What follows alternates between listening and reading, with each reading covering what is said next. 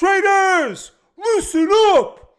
Bitcoin is entering one of the most dramatic and emotional phases of the entire bull cycle. The chart looks like garbage. Momentum is slowing and price action is tightening like a spring. But here's the thing.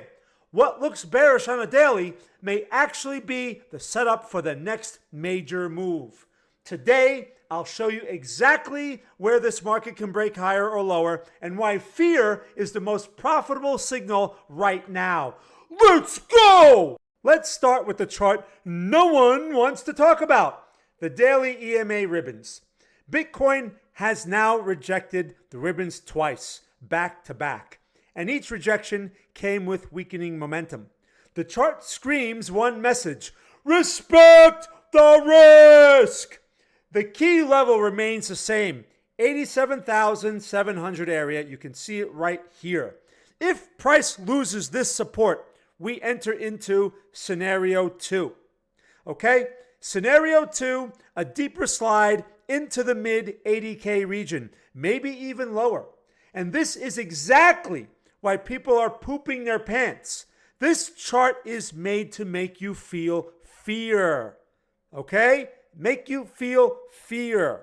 And usually in these situations, you will see a lot of bearish sentiment across all your favorite social platforms. Typically, people overreacting. But before you jump to conclusions, let's look at the 4-hour. Nothing has changed. Same support, same resistance, same boring triangle. Bitcoin continues printing higher lows, squeezing into the red supply zone around that 93, 94K area. As long as this structure holds, Bitcoin is compressing, not collapsing. So there's something else I want to add to that.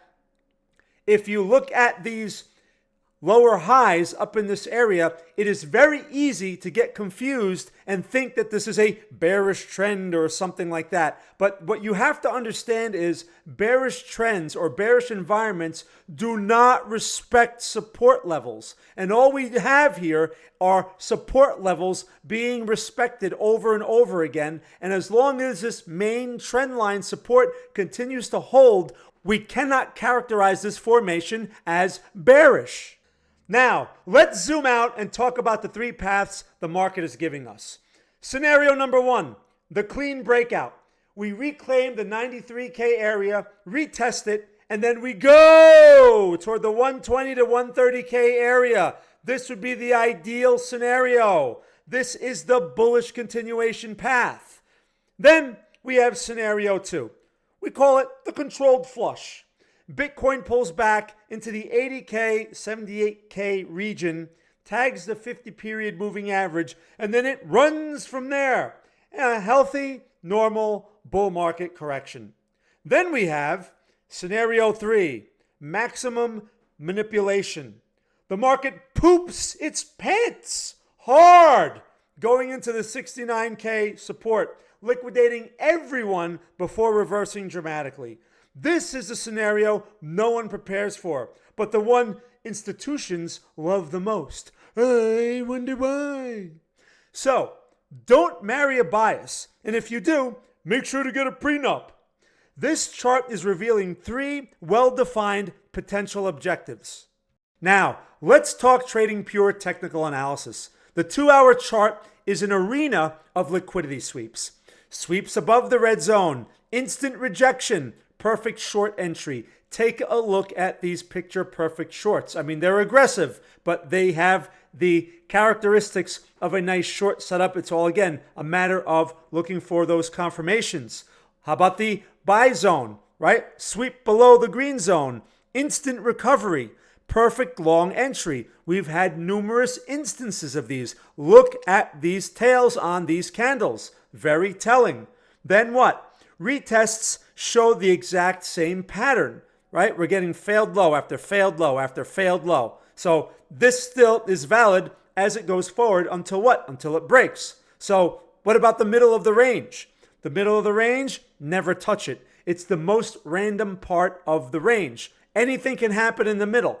Anything. It's like flipping a coin. So this is a classic manipulation range. Smart money trades the extremes, They trade the sweeps and they trade the retests, not the chop. So until Bitcoin breaks this range, every move inside it is engineered to trap someone. And now, the chart that ties everything together. Gold broke a decade-long ascending structure and went vertical. Bitcoin is sitting in the same exact structure. It is clear as day. And it's hitting the same resistance points. It's printing the same higher low trend lines. And it's right before the price point where gold went berserk, as you can see right here.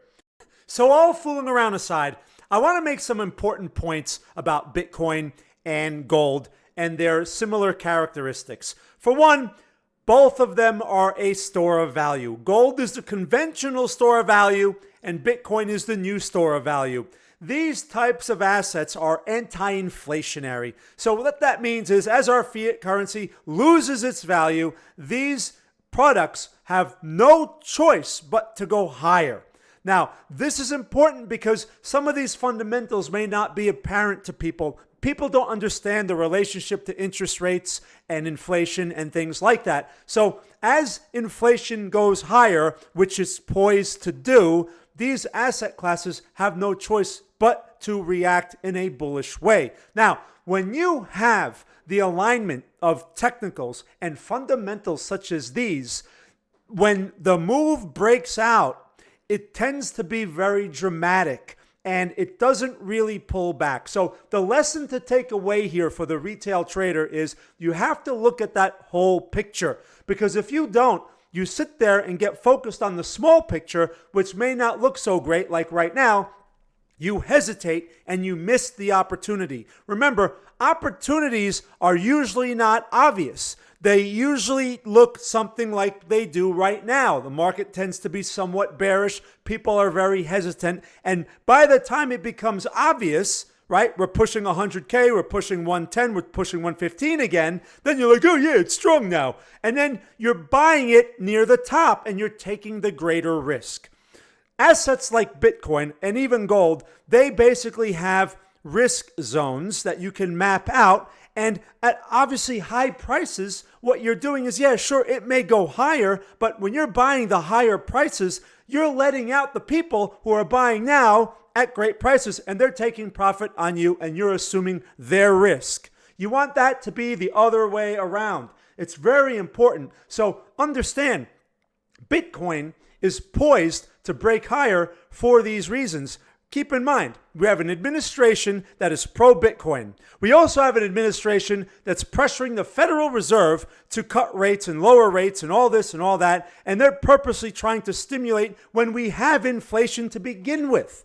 They say that the real inflation rate is like 6%, right? The official rate is 3%. But the thing is, when we cut rates like we just had, that takes some time to take effect. On top of all that, we have a change coming in May with the Federal Reserve. They're going to put a new chairman in there, and guess what? He's going to be dovish. So when all those factors align, you're looking at an environment that's only going to be supportive. And if this thing goes, don't sit there and say, well, you know, I'll wait, whatever, because it's going to be like the way silver looks right now. It just never pulls back, okay? That's a very high possibility. Something to keep in mind. History doesn't repeat, but it rhymes louder than most people realize. I guess that's a sign of the times. Get it? Rhymes, times. Okay, enough humor. And while the charts build pressure, the macro headlines are getting even louder. Check this out. Michael Saylor, my favorite, just declared Bitcoin the new hurdle rate on Wall Street. Here, take a look at this.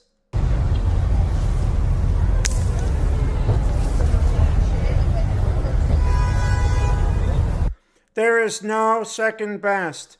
Now I want you to imagine walking out of your house, going to the nearest bank in your town, sitting with the loan officer, and asking to borrow as much money as you can against your house. I want you to then take that money and buy as much Bitcoin as you can with it, because I need to make my rent. You hear me? I need to make my rent. So anyway, what this means is If institutions can't beat Bitcoin, they're better off allocating to Bitcoin. This flips the entire investment industry on its head. That's right, and I need to make my rent. Buy Bitcoin. ETF analyst James Seyffart says that. Wait a minute, what? James Seyffart. James Seyffart. Frank, you sent this to me on purpose. Wow, this guy must have gotten bullied a lot as a kid. Can you imagine being married to this guy? I'd change my name for sure. All right, anyway, James Seyffart says there are now 126 crypto ETFs in the queue. 21 for Bitcoin, 15 basket ETFs, 10 XRP, 9 Solana, 7 Ethereum. This is not retail activity. This is institutional infrastructure forming in real time for sure, and I would change that name, absolutely. Pakistan's crypto regulator just said the country is embracing Bitcoin as part of its economic infrastructure. They have a 20 gigawatt energy surplus, and they're using that surplus for Bitcoin mining, AI, compute, and technological transformation. Emerging markets are not waiting. They are blazing forward at a lightning fast speed. Uh-oh! By the way, if you enjoy this content and like to support the channel so that I can keep yelling at you, I put 2 links in the description, BTCC and WeX. I encourage you to check them out to see if they're a good fit. No pressure, of course. So here's the truth. The daily chart, it looks like poop. The 4-hour chart looks constructive. The weekly chart shows 3 possible price objectives. The 2-hour chart is pure manipulation. And the gold versus Bitcoin chart might be hinting at something big. Meanwhile, institutions, regulators, and nations are quietly preparing for the next phase of adoption. Whatever happens next, it won't be small. It won't be slow, and it definitely won't be boring. Stay sharp, and I'll see you in the next one.